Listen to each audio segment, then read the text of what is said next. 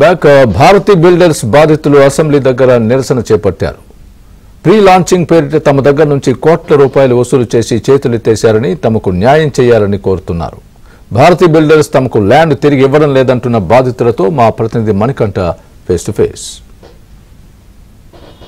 హైదరాబాద్లో మరో free launch పేరిట భారీ ఎత్తున పెద్ద స్కామ్ జరిగింది.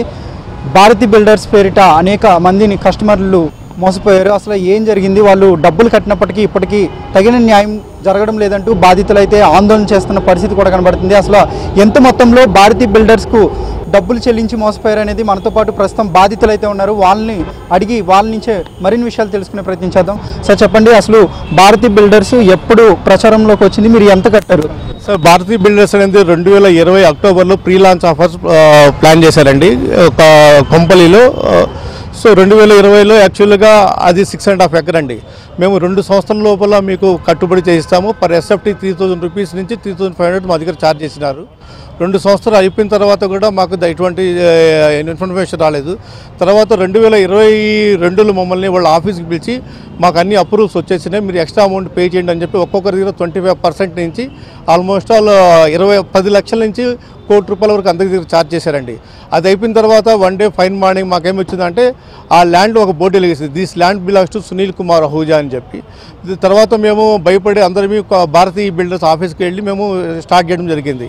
అతను ఏమన్నా అంటే భారతీ బిల్డర్స్ సార్ డెవలప్మెంట్ కోసం నేను అహూజా దగ్గర 33 కోట్లు తీసుకువచ్చాను, సో 33 కోట్లు ఇంట్రెస్ట్ తీసుకువచ్చాను, అది అయిపోగానే మనం అతనికి అమౌంట్ పే చేసేస్తాము, మన ల్యాండ్ మనకు వచ్చేస్తుంది, మనం డెవలప్మెంట్ స్టార్ట్ చేద్దామన్నాడండి. తర్వాత డెవలప్మెంట్ స్టార్ట్ చేస్తున్నప్పుడు ఆశీష్ కుమార్ అహూజా అండ్ సునీల్ కుమార్ అహూజా అనేది తండ్రి కొడుకులు అండి. వీళ్ళు 2 సంవత్సరాలు అయింది, 3 సంవత్సరాలు అయిపోయింది, తర్వాత పే చేయలేదండి భారత్ బిల్డర్స్. అతను ఏం చేశాడంటే సునీల్ కుమార్ అహూజా అతను ఆ ఏజీపీని సేల్ డీడ్గా కన్వర్ట్ చేసుకొని అతను 6.5 ఎకరాలు అతని పేరు రాయించుకున్నాడండి. రాయించుకున్న తర్వాత ఎటువంటి సంబంధం లేదు. తర్వాత మేము ఆశీష్ కుమార్ అహూజా సునీల్ కుమార్ ఇంటికి కూడా వెళ్ళాము, ఆడియో క్లిప్పింగ్స్ కూడా ఉన్నాయండి. అతను ఏమన్నాడంటే ఈ ఫర్మ్ నేను శ్రీ భారతి బిల్డర్స్గా కన్వర్ట్ చేస్తాను, నేను డెవలపర్గా ఉంటాను, మీరు బయర్ని తీసుకురండి, సో నేను మీ ఫ్లాట్ వరకు మీ ఫ్లాట్ మీకు ఇచ్చేస్తాను, మిగతా ఫ్లాట్ నాకు ఇవ్వాల్సిన అమౌంట్ని నమ్ముకుంటానని చెప్పాడండి. తర్వాత ఆ రోజు నుంచి ఈరోజు ఎటువంటి పురోగతి లేదు ఆ ఫ్లాట్స్లో. మేము తర్వాత ఈఓడబ్ల్యూలో ఫెయిల్ చేశామండి 2024 మేలో. So accused 1 Sivaramakrishna, accused 2 Nagaraju, accused 3 Ponnari, accused 4 వచ్చి సునీల్ కుమార్ అహూజా, ఈ నలుగురిని అరెస్ట్ చేశారండి. సో యాక్చువల్గా ఇది ఫ్రీ లాంచ్ ఆఫర్ కింద భారతి బిల్డర్స్ వాళ్ళు 2020లో స్టార్ట్ చేశారండి. ఇది 2 years or 3 yearsలో మనకి ఇచ్చేస్తూ ఉన్నారు. దాని తర్వాత కరోనా వచ్చిందని చెప్పి 2-3 సంవత్సరాలు నడిపారు. దాని తర్వాత ఓన్లీ బేస్మెంట్స్ వేసేసి ఆపేశారు. తర్వాత ఏంటంటే రేర్ అప్రూవల్ రాలేదు, రిజిస్ట్రేషన్ రాలేదని చెప్పి అప్రూవల్ రాలేదన్నారు. తర్వాత తెలిసింది ఏంటంటే ఈ ల్యాండ్ తీసుకెళ్ళి అహూజా ఆయన దగ్గర వీళ్ళు తాకట్టు పెట్టి ఆయన దగ్గర కొంత డబ్బులు తీసుకున్నారు, ఒక 40 నుంచి 50 కోట్ల దాకా.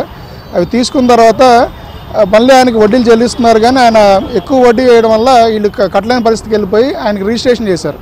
సో దాదాపుగా 450 మంది ఒక్కొక్కరి దగ్గర నుంచి minimum 15 to 20 lakhs amount collect చేశారు. సో దాని తర్వాత లోన్లకు వెళ్దాం అనుకున్నాం మేము. యాక్చువల్గా అయితే ఈ టైం కల్లా మేము ఆ గృహప్రవేశాలు చేసి ఉండాల్సింది ఆ ఇళ్లలో. అలాంటిది ఈ రోజుకి కనీసం అక్కడ ఏమి బేస్మెంట్స్ కానీ ఏమి లేకుండా పరిస్థితి అలా ఉంది. సో దానివల్ల అందరూ కూడా ఇబ్బంది పడుతున్నారు, దాదాపు 400 members ఫ్యామిలీస్. సో ఈ విషయంలో గవర్నమెంట్ సహకరించాలని కోరుతున్నాం సార్.